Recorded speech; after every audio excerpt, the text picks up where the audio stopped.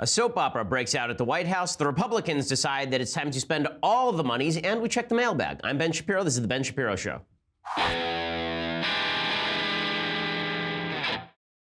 So many dramatic and terrible events all in one day, and we'll discuss all of them in just a moment. But first, I want to say thank you to our sponsors over at Indochino. So, you want to look stylish, you want to look good, you want to look like James Bond. Well, the way to make that happen is with a tailored suit, but you don't want to spend thousands of dollars on a tailored suit. You want to go to my friends over at Indochino. It's the largest custom apparel company, and here is how it works. You go to Indochino.com, you can pick your fabric, choose your customizations, submit your measurements, place your order, and you wait for your custom suit, it's custom made just for you, to arrive in 3 weeks or less. They make suits and shirts designed to your exact measurements for a great fit, and they have a wide selection of high quality fabrics. You can personalize pretty much all the details, lapel, jacket lining, monogram, much more. They have offices in some major cities. They have one in Beverly Hills that I went to when I got my Indochino suit, which is indeed the gaudiest and flashiest and most amazing suit that I own. You can shop online at Indochino.com or visit any of their showrooms across North America. And this week, my listeners get any premium Indochino suit for just $359 at Indochino.com when you enter promo code Shapiro at checkout.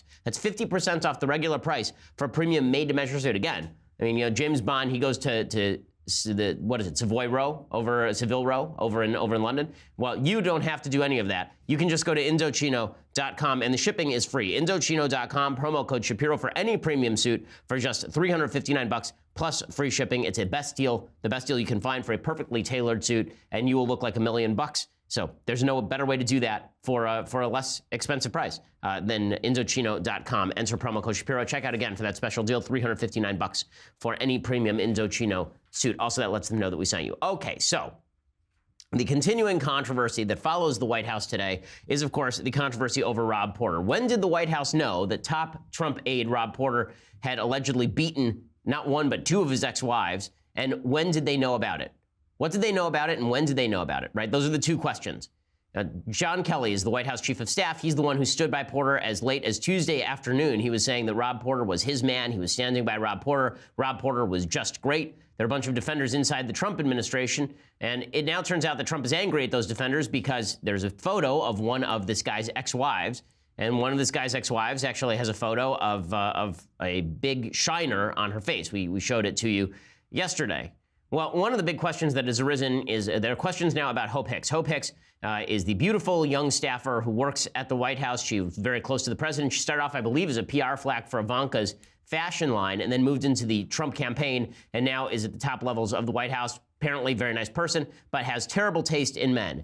And she is now dating Rob Porter. And Rob Porter's ex-wife says, listen, Hope, if Rob hasn't been abusive with you yet, don't worry, he will. Rob Porter's now in a relationship with the White House Press Secretary Hope Hicks. Do you think he's changed? I don't think he's changed. Does that worry you? It worries me for a lot of reasons. I mean, it definitely worries me because if I'm being frank with you, if he hasn't already been abusive with Hope, he will. And particularly now that he's under a lot of stress and scrutiny, that's when the behaviors come out. And if he hasn't already, he will. So Hope Hicks is under a lot of fire from the White House. She's under a lot of fire from outside the White House. And for pretty good reason here, because what we have on our hands here is indeed a soap opera. Yes. Hope Hicks, a young woman looking for love in all the wrong places. She dated Corey Lewandowski, the Trump campaign manager who was married at the time. During the campaign, was spotted yelling at him on the street by the New York Post. Corey Lewandowski, of course, had a penchant for grabbing women and bruising them and then lying about it for 3 weeks. Hope Hicks then moved on from Corey Lewandowski to Rob Porter, who it turns out has a penchant for allegedly punching women in the face. Hope Hicks then helped co-write the memo, and that memo that would exonerate Rob Porter, that memo basically was written for Kelly and said that Rob Porter was a wonderful man. So not only does Hope Hicks have some problems in choosing dudes, Hope Hicks has some problems in defending bad dudes. And President Trump is rightly angry, saying, why in the world are you defending a staffer over me? Your job is to protect me from bad staffers. Trump apparently didn't know about the statement that had been drafted in order to help exonerate Rob Porter. He didn't know about any of that stuff until it came out and it was too late for him to do anything. So he's spitting mad at Hope Hicks as well he should be. So that is the soap opera portion of what's going on at the White House. We also have the John Kelly portion of what's going on at the White House. So Kelly it now turns out, testified in 2016 on behalf of a Marine who was alleged to have committed some sort of sexual abuse or sexual assault. And then he went on to go, according to the New York Times, this Marine went on to abuse a child sexually. So there are a lot of problems inside the Trump administration with defending some pretty bad folks. Raj Shah was out there defending the White House response yesterday. Why was he out there as opposed to Hope Hicks? Well, because Hope is at the center of the soap opera. So is any of this good for the White House?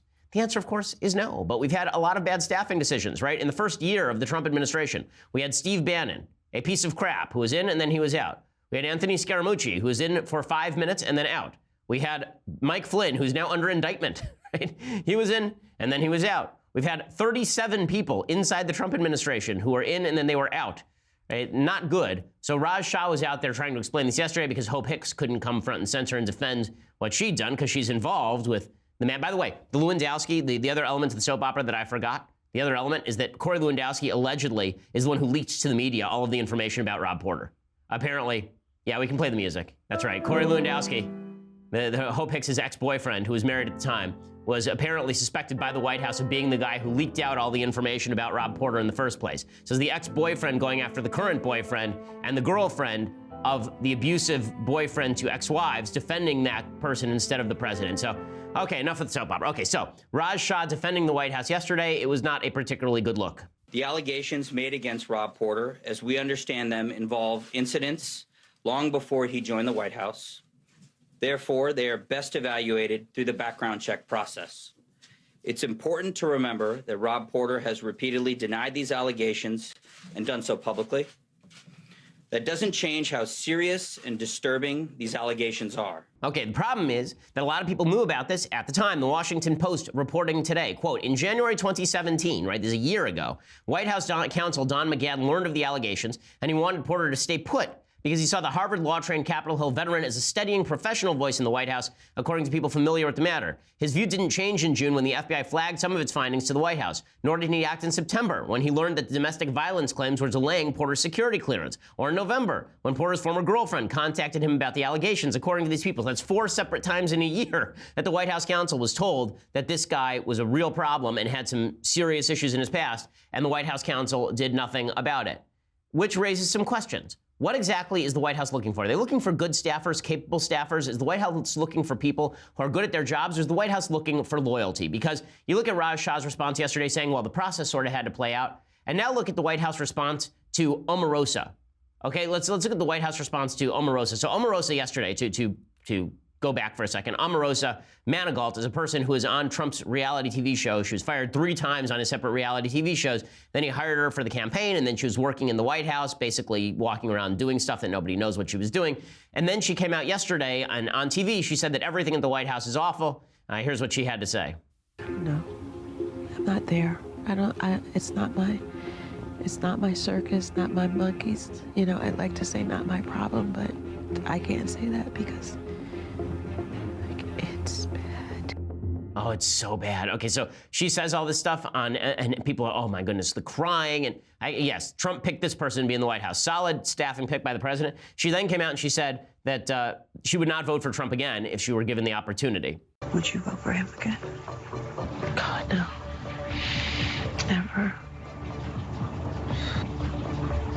A million years, never. Not in a million years. Okay, so how did the White House respond to that? The White House ripped the crap out of Omarosa. So you have a guy in the White House who's credibly accused by 2 ex-wives of beating them, and the White House quasi-defends until the last minute. Omarosa says, I won't vote for the guy again. She was a reality TV star. Was this non-predictable? Right? And here's the White House ripping Omarosa. What is the White House's reaction to comments made by former White House aide Omarosa on Celebrity Big Brother, where she said, quote, she is haunted by the president's tweets. She described the situation inside the White House as bad and said it is not going to be okay. Not very seriously. Omarosa was fired 3 times on The Apprentice, and this was the 4th time we let her go. She had limited contact with the president while here. She has no contact now. Okay, so I love that. They fired her 3 times, but then they brought her back the 4th. Right? And then they fired her a 4th time. But they're really pissed at Omarosa. But Rob Porter, you know, they're really dicey about, which demonstrates that when it comes to the Trump administration, loyalty matters a lot more than competence, and that's a serious problem. That should not be the case at any business. Loyalty matters. Competence matters more, particularly at the level of the White House, right? People who made one anti-Trump remark during the campaign have been banned essentially from the White House, or at least were when they originally staffed it up. And that rules out a lot of pretty competent people because they weren't quote unquote loyal. And so you end up with loyalists who may not, in fact, be particularly competent. There's a bunker mentality at the White House, and it came to bear here, and it's really nasty, and there is no excuse for it. It is disgusting that anyone was defending Rob Porter after these allegations were known. It is particularly disgusting that people were defending Rob Porter after there were reports on Tuesday. Again, all of that, there's just no excuse for it, and you have to wonder whether the people in charge who knew about it ought to be fired. And I am talking about John Kelly. If John Kelly knew and he was defending this guy for a year, if McGahn knew for a year, they've misserved the president of the United States. Okay, so I do want to talk about a piece of even bigger news. That is the Republicans deciding that fiscal conservatism is no longer a thing. First, I want to say thank you to our sponsors over at Blinds.com. So there's one part of your house you don't think about very much, right? You think about the floors, you think about the walls, you think about the furniture, but you don't very often think about the window coverings. And that's something you should be thinking about because window coverings can make a huge difference in the look and feel of your house. They can also save you on energy costs as well. Taking the time to pick out blinds, however, it sounds expensive, kind of boring. Installing them yourself sounds like a giant pain in the butt, but Blinds.com makes it really easy for you. If you're not sure what you want or even where to start, with Blinds.com, you get a free online design consultation. You send them pictures of your house. They send back custom recommendations from a professional for what will work with your color scheme, furniture, specific rooms. They'll even send you free samples to make sure everything looks as good in person as it does online.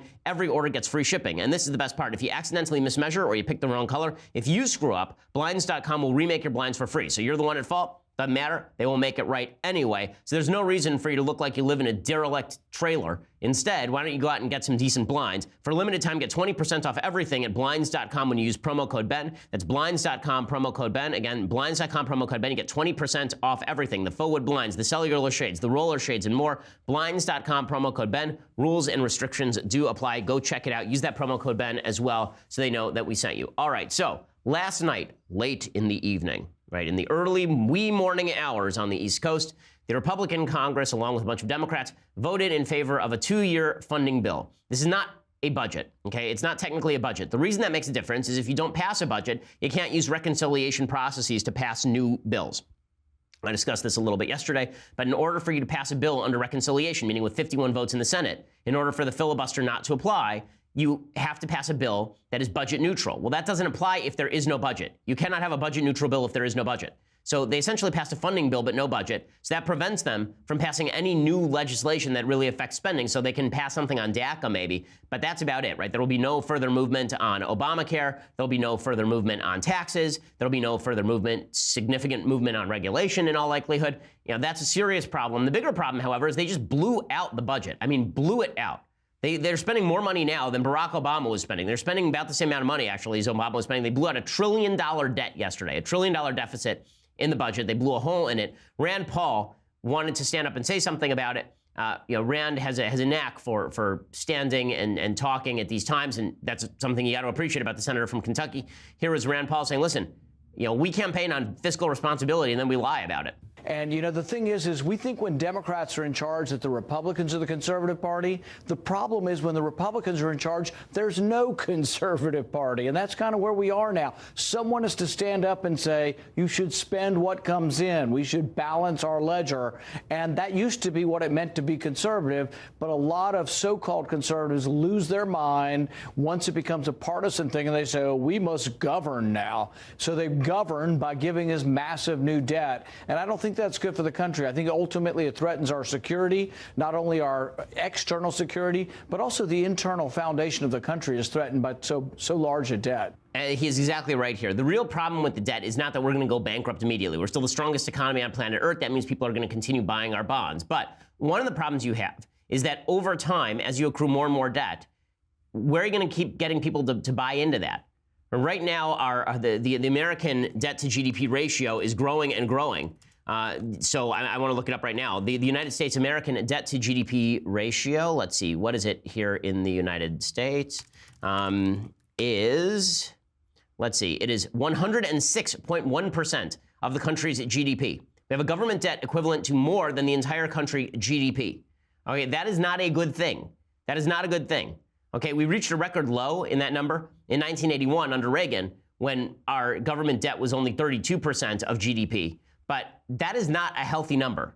Okay, if you look at debt to GDP ratio by country, we are starting to climb those charts, and they are not good in the slightest, right? In Japan, of course, Japan is basically bankrupt.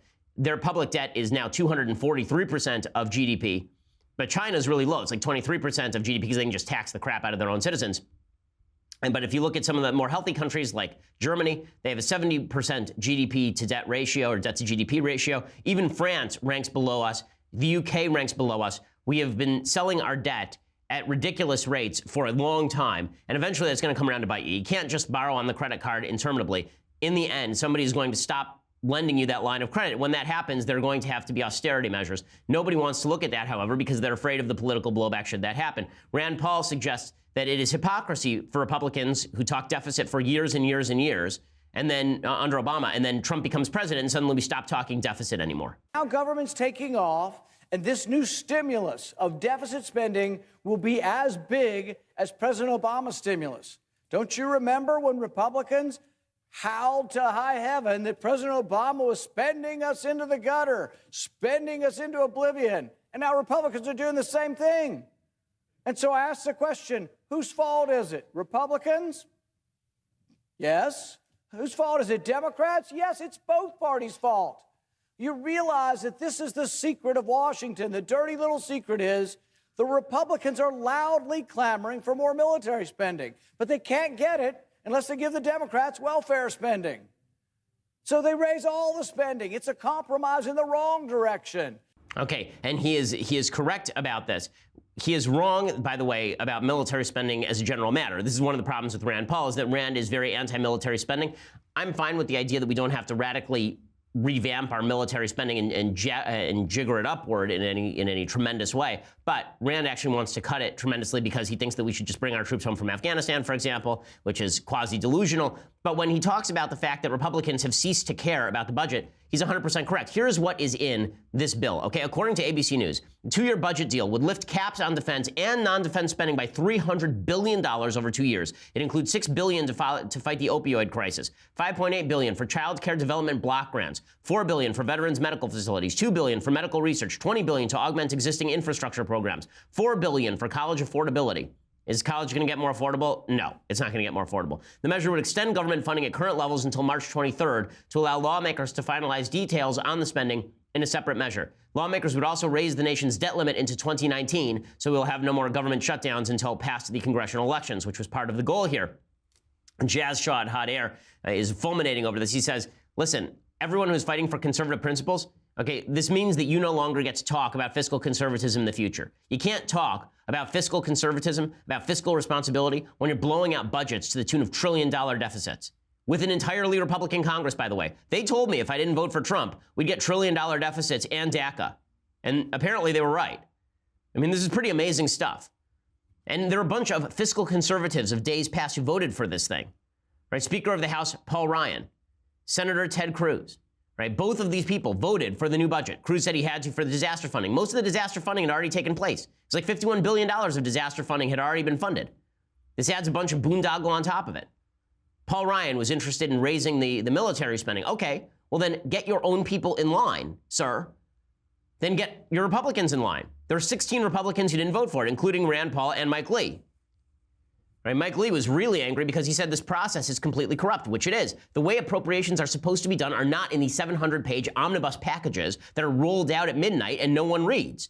That's not the way this is supposed to be done. Appropriations packages are supposed to be done by department. The way it was supposed to work is that if you have a Department of Defense bill, you have a defense spending bill, a defense authorization bill, then you have a Health and Human Services authorization bill, then you have a Commerce authorization bill, then you have a Department of Education authorization bill, and then we can debate what should be in and what should be out of each one of those bills.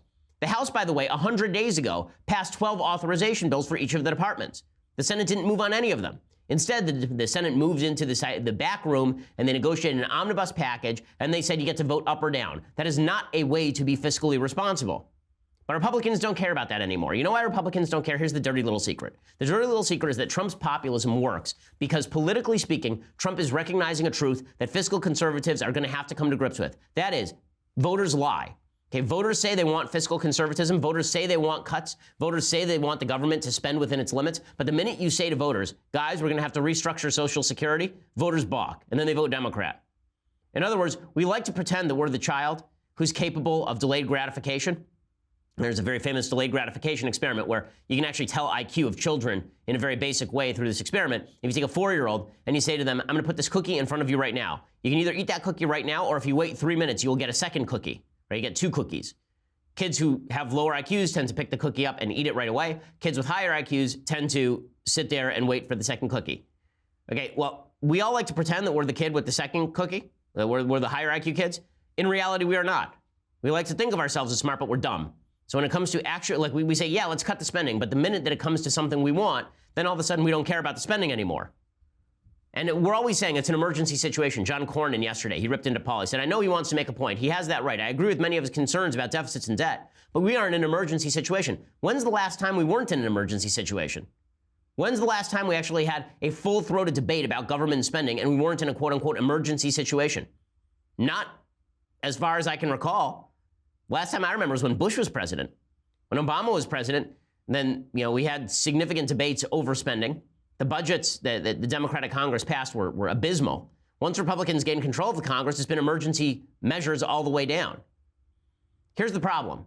Okay, if you're never willing to shut down the government, if you're never willing to actually have these hard-headed contacts, if you're never willing to actually have conversations about what needs to stay and what needs to go, you're never going to get to anything remotely approaching fiscal responsibility. Just a disaster.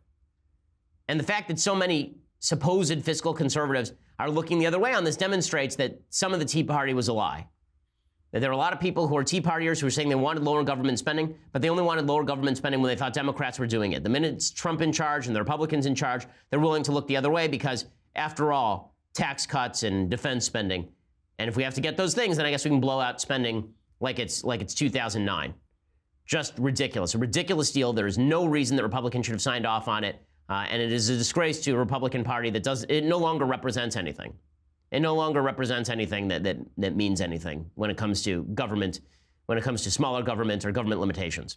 Just terrible. Okay, so in just a second, I'm going to give you the latest update on Memo Fight 2018. But first, I want to say thank you to our sponsors over at Dollar Shave Club. So you've heard me talk about the great shave that I get with my Dollar Shave Club razor right here below the chin, right here on my neck, especially when I use it with my Dr.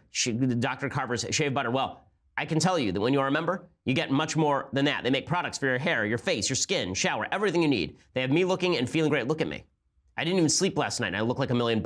That's Dollar Shave Club doing its work. And it's all their own original stuff. They use the finest premium ingredients. They deliver it to you just like they do their razors. This means no more annoying trips to the store. You don't have to cruise up and down the aisles looking at expensive products. Instead, you can use Dollar Shave Club for pretty much everything. Razors, body cleanser, hair gel, and yes, the fabled butt wipes. DSC has you covered head to toe. You can either use the budget or you can use Dollar Shave Club butt wipes. The butt wipes are much more comfortable. Now is a great time to give Dollar Shave Club a try. You can get your first month of their best razor along with travel-sized versions of shave butter, body cleanser, and yes, even the magical mystical butt wipes for just $5. After that, replacement cartridges ship for just a few bucks a month. It is the DSC starter set. Get yours for just $5 exclusively at dollarshaveclub.com/Ben. That's dollarshaveclub.com/Ben. Use that /Ben so they know that we sent you. And again, you get that special deal. You get the travel-sized versions of all of the magical things for just $5, and then the replacement cartridges ship for just a few bucks a month in the DSC starter set. dollarshaveclub.com/Ben. Use that /Ben again so they know that we sent you. Okay, so more on Memo Fight 2018. I know you're getting tired of it. I'm getting tired of it too. It hurts my throat. At a certain point, you can only say Memo Fight so many times before you start to get a sore throat. But there's more information on Memo Fight. Okay, so Devin Nunes has essentially uncovered, the new memo that's going to come out is going to cover the fact that apparently Hillary's State Department was funneling information to Christopher Steele via a few of Hillary Clinton's special allies. Right? Basically, Christopher Steele was making a Trump dossier based on Hillary sources providing the information to the John Kerry State Department, which was staffed by Hillary holdovers and Hillary friends, and they were passing that information on to the spy Christopher Steele to pass it on to the FBI, right? That's the chain of events. Well, now, the guy who was in the middle of that, the guy at the State Department, a guy named Jonathan Weiner, he is writing about this in the pages of the Washington Post. Here's what he writes. He writes, House Intelligence Committee Chairman Devin Nunes announced last week that the next phase of his investigation of the events that led to the appointment of Special Counsel Robert Mueller will focus on the State Department. His apparent area of interest is my relationship with former British intelligence professional Christopher Steele and my role in materials Steele ultimately shared with the FBI.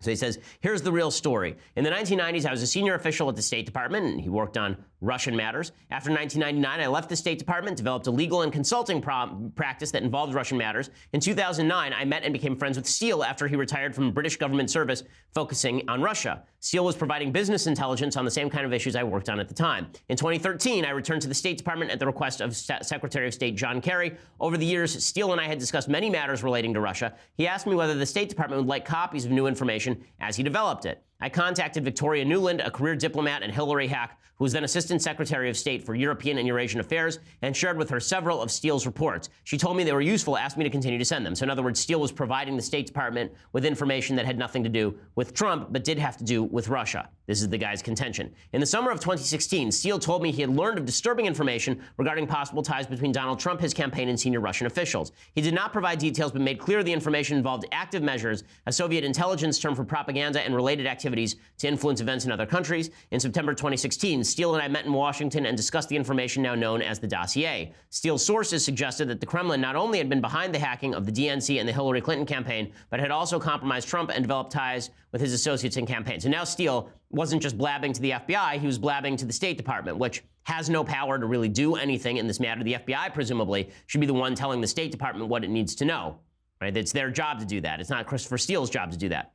He says he was allowed to review, but not to keep a copy of these reports to enable me to alert the State Department. I prepared a 2-page summary and shared it with Nuland, who indicated that she felt the Secretary of State needed to be made aware of the material. And then here's where it gets good. In late September, says Jonathan Weiner, the State Department hack, I spoke with an old friend, Sidney Blumenthal, whom I met 30 years ago when I was investing in the Iran-Contra affair, right? Sidney Blumenthal is the lead Hillary axe person in the Western world. I mean, he was the dirty muckraker. He went after, you'll remember that back during the Clinton administration, Sidney Blumenthal sued Matt Drudge. It was a big deal. Okay, while talking about the hacking, apparently they got to talking about the hacking, and Blumenthal discussed Steele's report. He showed Weiner notes gathered by a journalist I did not know, Cody Shearer, another Blumenthal Hillary hack, that alleged the Russians had compromising information on Trump of a sexual and financial nature. What struck me was how some of the material echoed Steele's but appeared to involve different sources. On my own, I shared a copy of these notes with Steele to ask for his professional reaction. He told me it was potentially collateral information. I asked what that meant. That meant that it was confirmatory information. So in other words, this guy at the State Department was funneling information to Steele. Now, here's the question. Let's say that he knew there was terrible stuff going on. Why was he funneling it to Steele and not directly to the FBI? Right? He works for the government. Why didn't Jonathan Weiner just take the information he was receiving from Hillary's flax and forwarding that onto the FBI as opposed to funneling it through Steele? The answer is that he sent it to Steele because if he had sent it directly from the State Department to the FBI would have said, "Where did you get it, Jonathan?" And he would have had to say Sidney Blumenthal, and the FBI would have gone, "You got to be kidding me. We're not even taking a look at this." Whereas if he funneled it to Christopher Steele, Steele could obscure the source of the information, and then the FBI would take that for a FISA warrant. Right? That's the most plausible possible explanation here. So there is something dirty going on. Right? Weiner says, I'm in no position to judge the accuracy of the information generated by Steele or Shearer, but I was alarmed at Russia's role in the 2016 election. I believe all Americans should be alarmed and united in the search for truth. But this wasn't about the search for truth. If it were, you would have provided it to the government, not to Christopher Steele, who was at best an ancillary spy on Russian issues.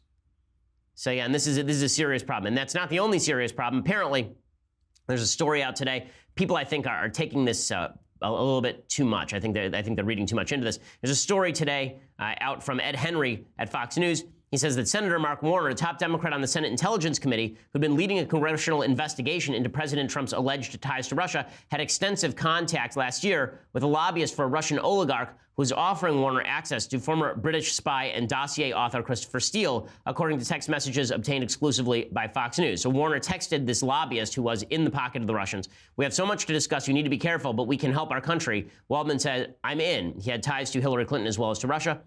So that was not the extent of the text. According to the text exchanges, Warner seemed particularly intent on connecting directly with Steele without anyone else on the Senate Intelligence Committee being in the loop, at least initially. In one text to the lobbyist, Warner wrote he would rather not have a paper trail of his messages. An aide to Warner confirmed to Fox News that the messages were authentic. The messages were obtained by a Republican source, marked confidential, and are not classified. They were turned over to the Senate panel by Waldman last September.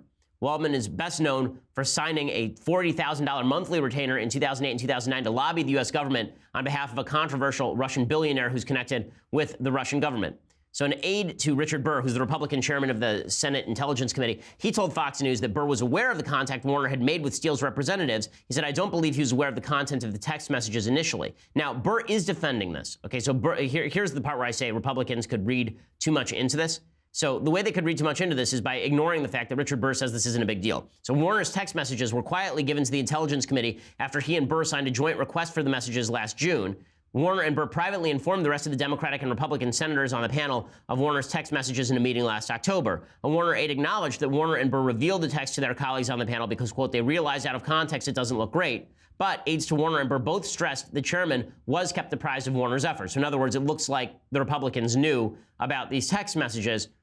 That said, if they didn't, and this is where I say you can read too much into this, if they didn't, then that would be troublesome. Marco Rubio is suggesting that it's not a big deal. He tweeted out today, Senator Warner fully disclosed this to the committee 4 months ago, has had zero impact on our work. The real question is whether the Republicans were being kept contemporaneously advised of Mark Warner reaching out via Russian sources to Christopher Steele. If the answer is yes, if the Republicans were aware, then it's not a big deal. If, however, they were not aware, then it could theoretically be a big deal. It looked like the Democrats were fishing for information from Christopher Steele without knowledge of the Republicans, which is not a particularly great thing. Okay, so there's a little bit more here. Here's another story as well that is, I think, troubling. And this one is not really about Trump. It's more about Hillary Clinton. It's gotten dramatic underplay in the media. I'm going to get to that in just a second. But first, you're going to have to go over to dailywire.com and subscribe. For $9.99 a month, you can get a subscription to dailywire.com. When you do, you get the rest of our show live. You get to be part of our mailbag, which we are doing today. If you want to ask a question to me right now, we do live questions. Subscribe now, now, as you're watching this. Go and subscribe. When you subscribe, you get not only my show live, you get the rest of Michael Knowles' awful show live, you get the rest of Andrew Klavan's good show live, you get all of those. Plus, this Valentine's Day, Wednesday, February 14th at 5 p.m. Eastern, the lonely and desperate, pathetic Michael Knowles will literally be waiting for your questions in his smoking jacket in our next episode of The Conversation. Michael's pathetic pleas for attention will stream live on Facebook, YouTube, and the Daily Wire website. Everybody can watch for free and watch him just make a fool of himself, but only subscribers can join the website and help torture him. To ask questions as a subscriber, log into our website at dailywire.com, head over to the conversation page, and that's where you can watch the live stream. After that, you start typing into the Daily Wire chat box, and Michael will answer live questions as they come in for an entire hour while presumably looking completely pretentious and making references to obscure Italian novels. Once again, subscribe to get your questions answered by Knowles this Valentine's Day, Wednesday, February 14th at 5 p.m. Eastern, 2 p.m. Pacific, and join the conversation. By the way, please do not watch, for the sake of your own eyeballs, do not watch our promo for this on Facebook. Our promo for the Michael Knowles Valentine's Day episode on Facebook is supremely disturbing, and I'm very disappointed in Alicia Krause for doing the 900 number voice for that voiceover. You can go check that out on our Facebook page. If you just want to watch the show later, by the way, if you want the annual subscription, then you get this, the Leftist Tears Hot or Cold Tumbler. I don't have to talk to you about how great it is. You know already. It's fantastic. $99 a year is cheaper than our monthly subscription, so if you're wise, you'll just go to the annual. If you want to listen later, iTunes, SoundCloud, Stitcher, make sure you subscribe. Please leave us a review. We always appreciate it. We are the largest, fastest growing conservative podcast in the nation.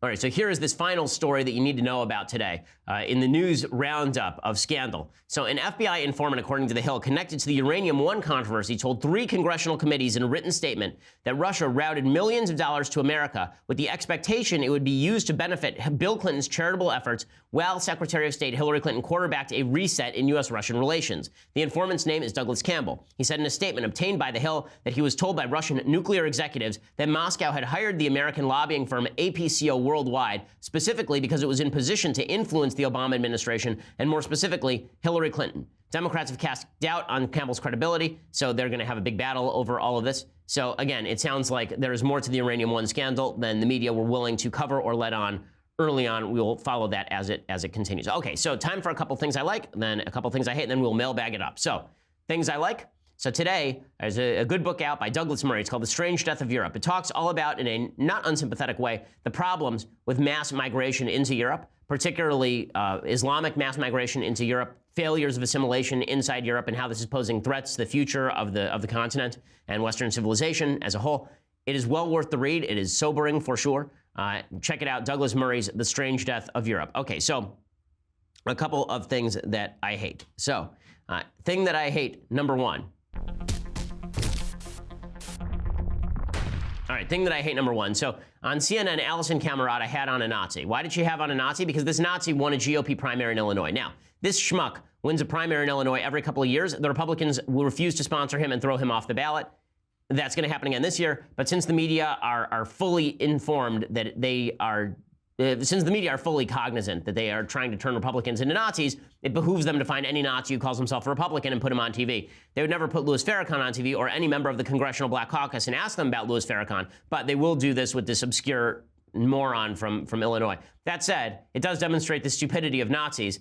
She does a good job of grilling him, for what that's worth. Are you a Nazi? Well, for the past 15, 20 years, I have not had anything to do with any National Socialist organization on a formal basis. But do you call yourself a Nazi? I don't call myself a Nazi. I call myself an American patriot and statesman. Okay, well, let me give our viewers some details about this, just so they can decide for themselves. You've been part of anti-Semitic groups since the 1970s. You go to neo-Nazi rallies. We have pictures of you there. You were part of the White People's Party. You dress in Nazi garb, and you celebrate Hitler's birthday. You're a Nazi. Well, yes. I mean, I do love that when your first response, I haven't been like a formal Nazi for like 15 or 20 years. Okay, well done, dude. So, Nazis, stupid and bad, a thing I hate. Okay, other things that I hate. A woman is now claiming that that she was forced to flush her emotional support hamster down the toilet. I am not kidding. Apparently, an employee for Spirit Airlines allegedly demanded a young woman either let her pet hamster free outside the airport or flush it down the toilet, leading her to choose the latter, which is just yuck. A 21-year-old college student, Florida native Belen Aldecosia, informed the Miami Herald she had ensured the emotional support hamster would not be a problem by contacting the airline prior to coming to the airport. However, when she tried to board the plane, an employee for Spirit allegedly told her to get rid of the animal as she could not board the flight otherwise. With friends and family too far away and her age restricting her ability to rent a car, she opted to flush the animal down the toilet, which is like, what? Wait, what now? Like, if you have it in a cage, you couldn't just like leave it there or find a mailing depot. You flush it, you killed the animal. Okay, so there's that. Number two, an emotional support hamster. Like, we've seen emotional support peacocks. How about this? You know, children, like small children, like my children, they have what they call loveys, right? We're talking about like blankies or little stuffed animals. How about that? Do that. What is this emotional support hamster nonsense?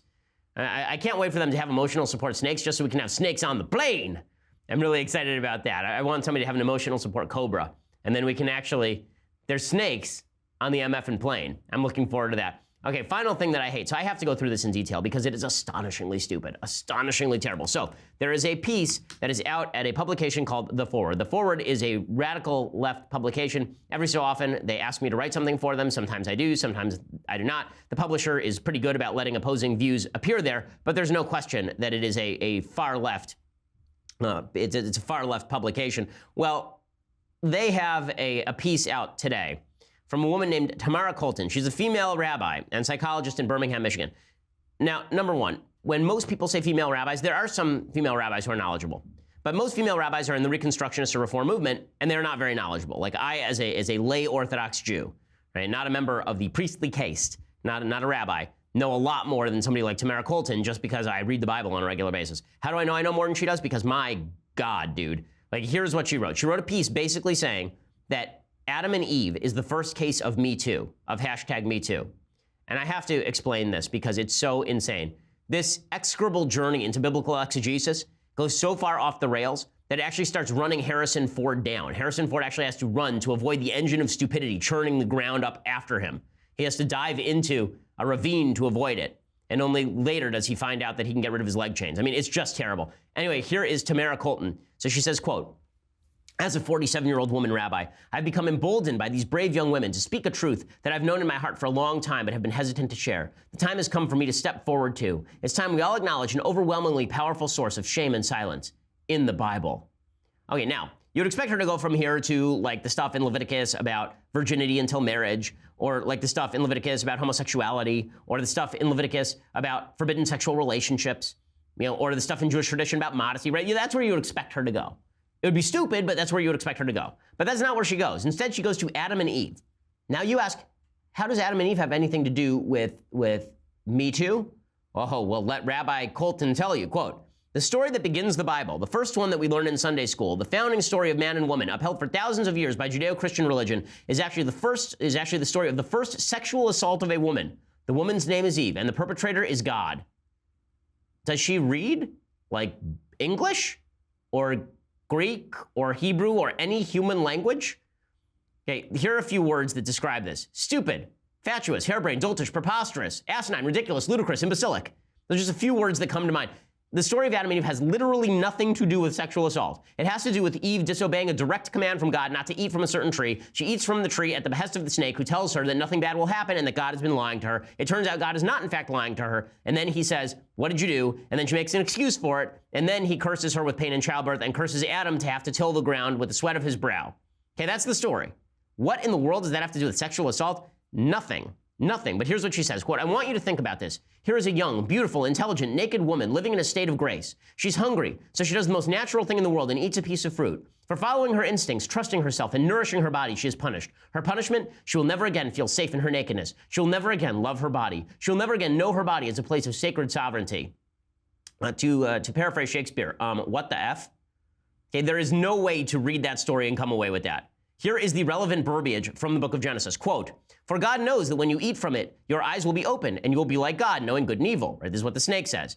"When the woman saw that the fruit of the tree was good for food and pleasing to the eye and also desirable for gaining wisdom, she took some and ate it. She also gave some to her husband who was with her, and he ate it. Then the eyes of both of them were opened and they realized they were naked. So they sewed fig leaves together and made coverings for themselves."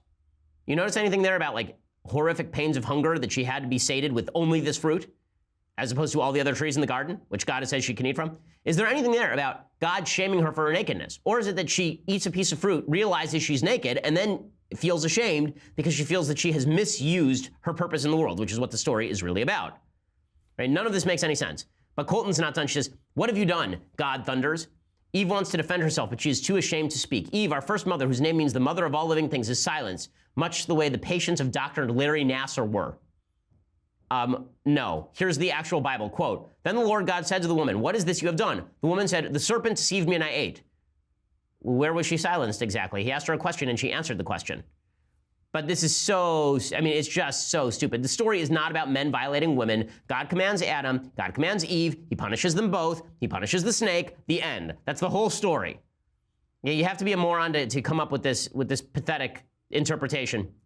But I guess when you are a hammer, everything looks like a nail. And when you're a Me Too hammer, everything, including stories that have nothing to do with Me Too, look like a nail. My goodness, the stupidity. Wow. High-level stupidity. Okay, time for some mailbag. Let's mailbag this up. All right, so if you have live questions, now's the time to ask them in Daily Wire chat box. And no, I will not answer questions about pudding or Michael Knowles' evening attire. It's just horrifying. Okay, Lowell says, "I feel modern libertarianism is gaining popularity after seeing Gary Johnson's gain from the 2012 to 2016 elections and what I feel is a growing popularity for Rand Paul libertarian leanings. Why, in your opinion, is the Libertarian Party not prominent in the government today?" Because they suck at everything is the answer. Okay, the Libertarian Party convention was a crap show. It was a guy running out naked with an iron cross. There's a bunch of people like John McAfee talking about legalizing acid. Okay, that's not what you lead with if you're the Libertarians.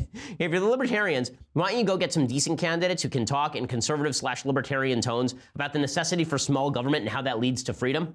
Why is it that I'm a better representative of libertarian than Gary Johnson? Why is it that I'm a better representative of libertarianism than anyone who's on the stage at the Libertarian Party convention? It makes you think that the Libertarian Party is actually a giant scam to get you to give them lots of money and then not earn enough of the vote to actually be put under severe government scrutiny. Because, my goodness, how else could you explain the supreme incompetence at every level of the Libertarian Party? Plus, again, they've elevated members of the Libertarian Party who are soft defense libertarians, which is not smart. You know, people who say that are sort of almost anarcho-capitalists to the top levels of the Libertarian Party. And that is not an electoral position for victory. Matthew says, "Hi, Ben. I'm a Christian, but I don't believe in original sin. I have to pay for what Adam did wrong." What is the Jewish view on this? So the Jewish view is that original sin is not about you have a sin that must be relieved by God's grace that is imbued in you because of original sin. There is no concept of original sin in Judaism in that sense. What original sin is that Adam committed the sin of disobeying God, and this led us to, I think, there are a few interpretations, obviously, of this story, but I think that the one that I like the best is the interpretation that essentially says that before man ate from the tree of knowledge, there was a full identity between what things were for and what they were. Meaning that, just as in the Aristotelian notion, if a watch is made for telling time, then man was made to do certain things, and fruit was made to fulfill certain needs, and animals were made to fulfill certain tasks, right? Everything was made for its purpose, and we could see that, but we didn't necessarily have our own logic as to morality, right? God's morality was our morality. Once we supplanted our morality for God's morality, that led us to an inordinate number of conflicts that prevented us in any real sense from seeing paradise, because the world around us started to look malevolent as opposed to looking like what it was. The world is just the world, and the world fulfills a purpose that is not our own, right? The world fulfills a purpose that is God's.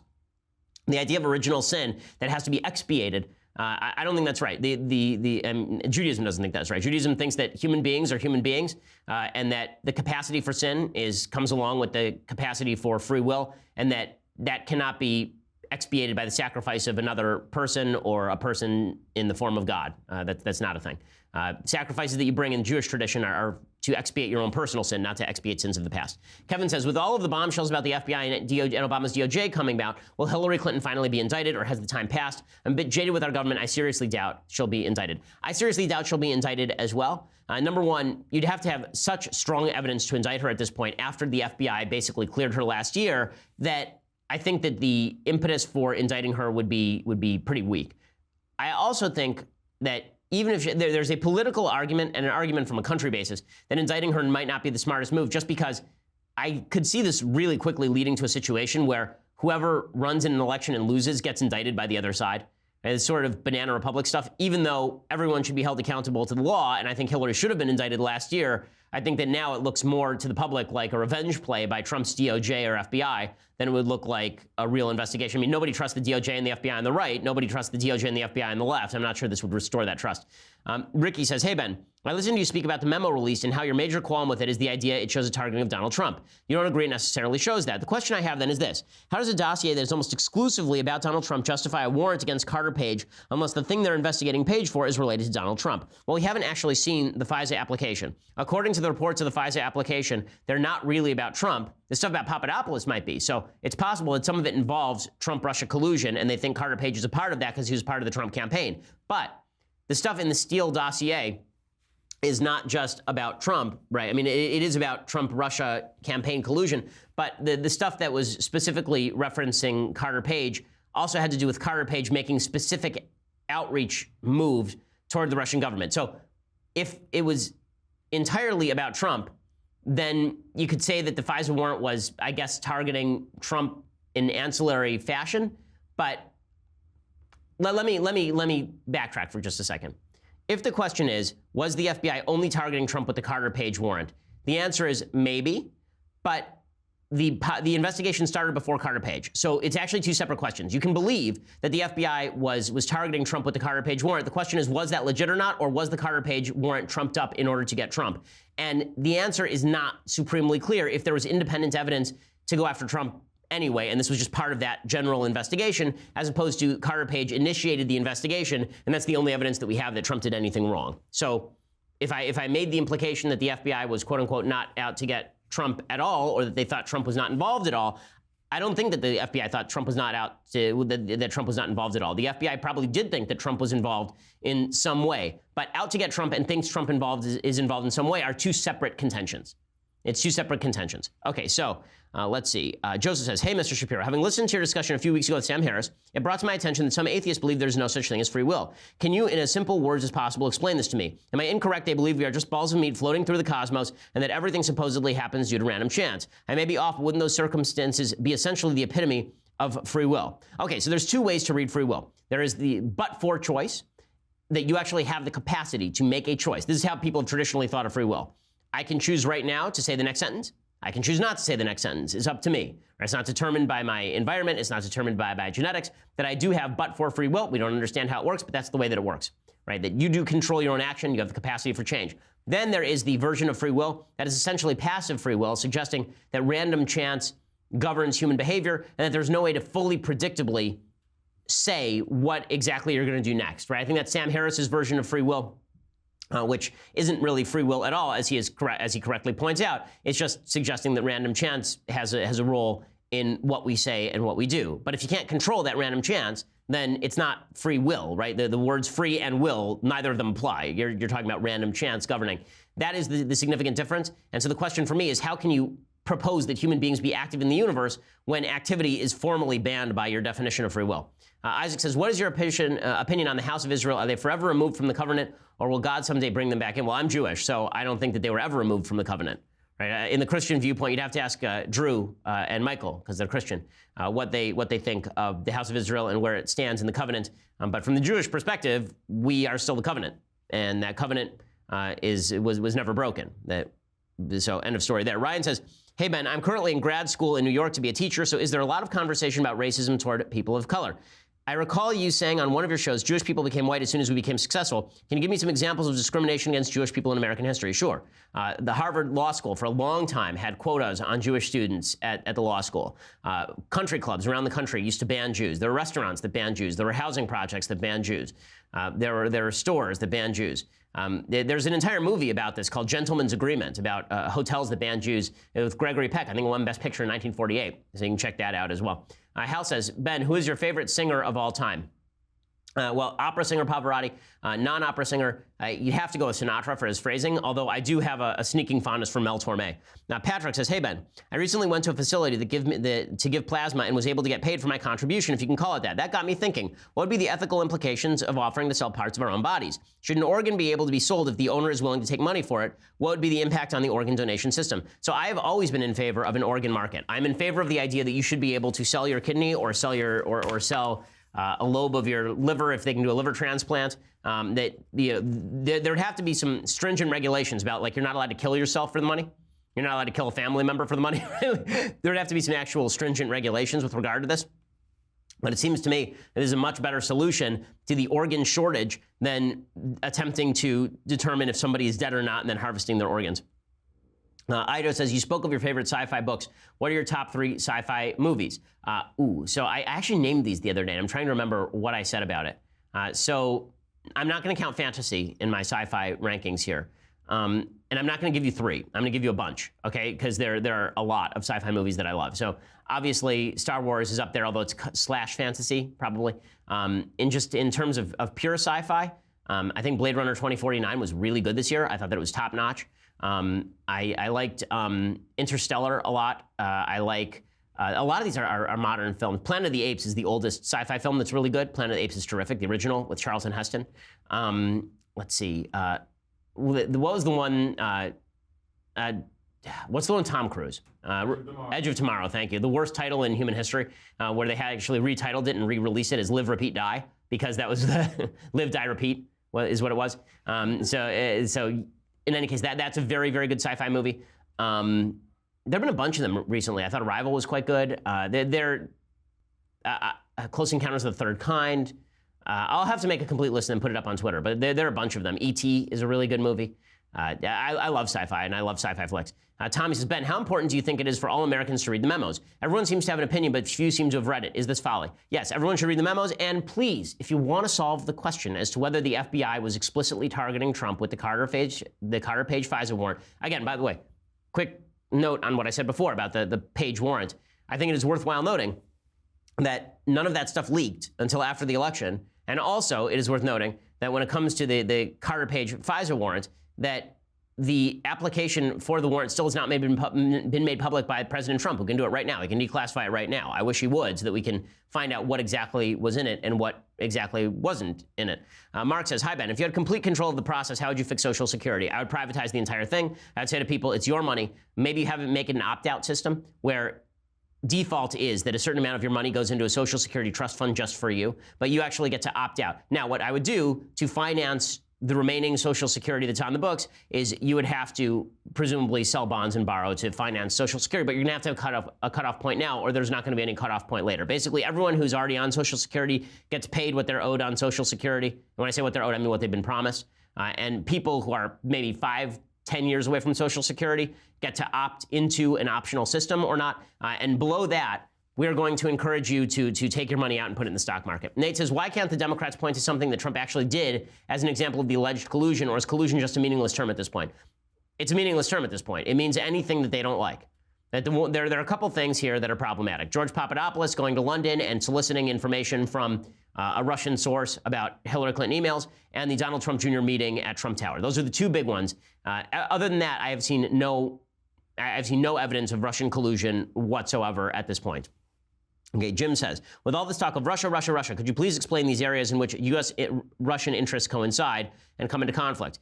Well, the real answer is Russia sometimes wants to take out Islamic regimes that threaten them.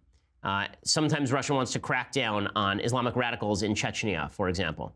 But aside from that, we do not have a lot of coinciding interests with the Russian regime. It is an incredibly self-interested regime. It is a regime that is interested in maximization of Vladimir Putin's personal power. So there's not a lot of crossover there other than maintaining a status of non-nuclear war, I would think. Gabe says, Ben, I'm in law school and leave every class in despair because the Supreme Court seems to have trampled the Constitution at every available opportunity, at least since the 1930s. Should we, as conservatives and originalists, be worried that we are past the point of no return when it comes to judicial review and the super-legislative function of the courts? Yes. I mean, we should have been worried about that back in the 1930s, which is why, as I've stated repeatedly, I've been trying to get a hold of this paper for years. I wonder if Harvard actually has it. I'd have to call them up. I wrote my third-year law paper on why judicial review should essentially be undone. The idea that judiciary gets to overrule the legislature on behalf of an oligarchy of those chosen, not elected, seems supremely anti-Republican to me. Nate says, hey, Ben, I'm a Christian. And one of the topics that the world beats Christians up on so much is evolution. I tend to lead toward theism on this topic. I think God can be the creator and evolution can still exist. Where do you stand on this issue? Of course, I think that that's the case. I think that God can use whatever natural mechanism he chooses, and God tries to, in order for God to assume your faith, he's not going to show you miracles every day unless you're looking for them, or unless you see miracles in the natural world and in the system of God's laws. In fact, Newton was more likely to see miracles in the systematization of the universe than he was to see miracles in, the splitting of the Red Sea. I think that God can use whatever mechanism he chooses in order to forward the possibilities of humanity. And that's what he did with evolution, in my opinion. There's a great book called God and the Big Bang and by Gerard, names are escaping me today, Gerald Schroeder. You can check that out. It's all about the consonance between the Bible and evolutionary theory and the theories of the Big Bang. Really fascinating stuff. Okay, so we've reached the end of today's nearly endless mailbag. We'll be back here on Monday to discuss all of the latest. Have a wonderful weekend. Please don't ruin things or there will be no Disneyland for you. I'm Ben Shapiro. This is The Ben Shapiro Show. The Ben Shapiro Show is produced by Mathis Glover, executive producer Jeremy Boring, senior producer Jonathan Hay. Our technical producer is Austin Stevens, edited by Alex Zingaro. Audio is mixed by Mike Coromina. Hair and makeup is by Jesua Alvera. The Ben Shapiro Show is a Daily Wire Forward Publishing production. Copyright Forward Publishing 2018.